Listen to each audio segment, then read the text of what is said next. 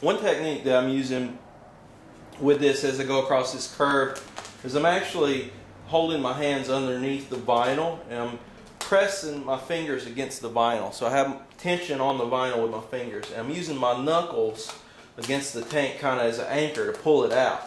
Now this helps you to pull away from the vinyl as you're spreading it, but also it creates a surface really close to the edge right here that's wrinkling up. It becomes like a dome. This is because from your fingers you're pushing it out. So what you got to do is you got to go back and reheat this and shrink it ever so often in order to let the vinyl shrink back to its normal dimensions, so you can press it in there and not have any wrinkles.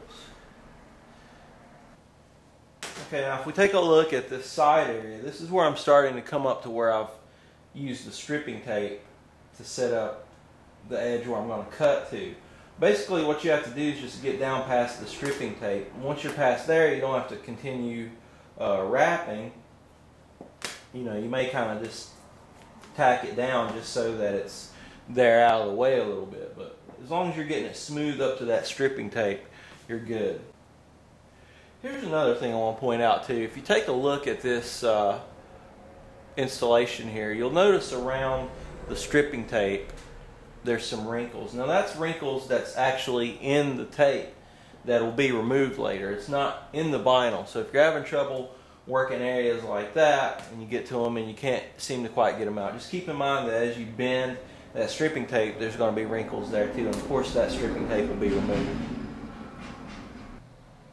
Now here's a couple other tips too. As you're working with a tank like this where there's areas of the tank that's going to be behind the seat or behind the frame, actual frame of the bike, as you get down to these areas like that and you have a little bit of wrinkles, you don't have to spend a lot of time working those wrinkles out, so don't get too stressed over those. As long as you have good contact down here, it's fine to have a few wrinkles below those sub areas.